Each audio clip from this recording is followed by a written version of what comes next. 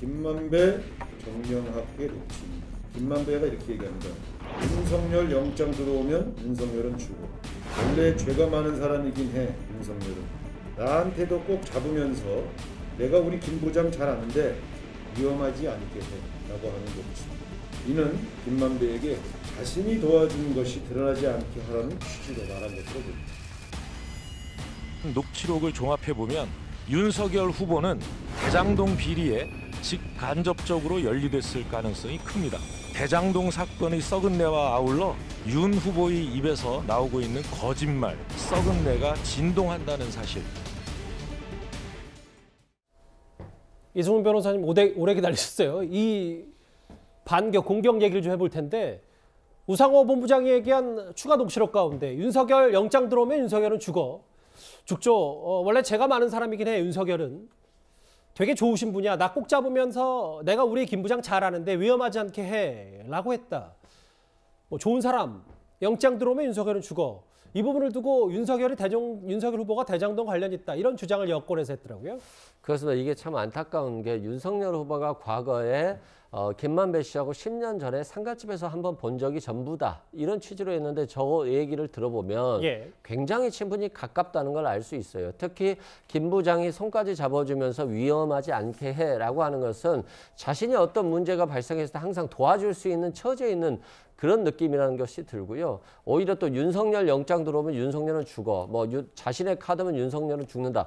그건 뭐냐면 자신이 윤석열 후보가 가지고 있는 약점에 대해서 어떤 불법적인 문제에 대해서도 자신이 훤히 가지고 있기 때문에 자신에 대한 공격을 할 수 없다. 이런 취지이기 때문에 굉장히 윤석열 후보와 김만배 씨 간에 어떤 문제가 있는 거 아니냐 이런 생각이 들고요.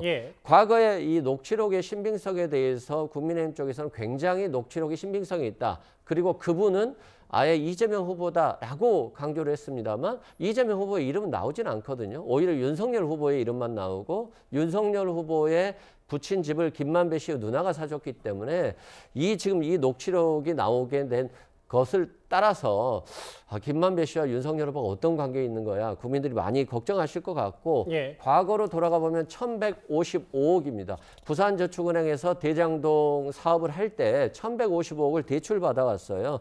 그런데 그 브로커가 돈을 받았는데 그 브로커가 처벌이 안 됐거든요. 그런데 김만배 씨가 박영수 씨를 통해서 변호인으로 선임해줘서 빠졌다. 이런 논란이 있어요. 그렇다고 봤을 때 정말 윤석열 후보가 이재명 후보를 향해서 몸통이다. 확정적 준범죄다라고 했는데 곽상도 후보 의원이 50억으로 알겠습니다. 구속이 되고 이런 상태에서 또 그분이 A 대법관으로 지금 기사가 나오는 상태에서 정말 이제까지의 어떤 이런 이재명 후보를 향한 비판들이 올바른 비판이었는지 의심스럽습니다. 여당은 윤석열 후보 본인이 썩은 내를 이재명 후보에게 뒤집어 씌웠다 이렇게 주장했습니다. 조응천 의원의 주장도 함께 들어보겠습니다. 완전히 지나가는 속아웃을 얘기인데 저는 분명히 한 10년 이상을 거의 제가 대검 떠난 지가 그 정도 되니까 거의 얼굴도 보지 못한 사람을 무슨 관계가 있다는 건지.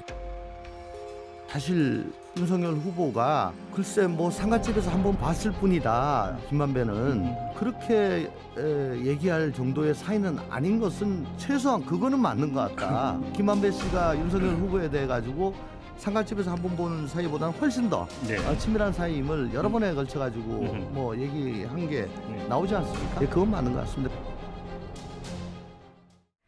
앞서 이승훈 변호사님의 설명도 좀 들었어요. 근데 이현정 의원님, 이 녹취록이 딱 공개가 됐을 때 어제 우상호 의원이 이게 정말 윤석열 후보와 그 김만배 씨 대장동 의혹과 연결고리가 확실하냐 이 부분을 두고도 좀 논란이 있긴 있었거든요. 그러니까 이게 녹취록이라는 게 이제 앞뒤 맥락을 좀 봐야 될 겁니다.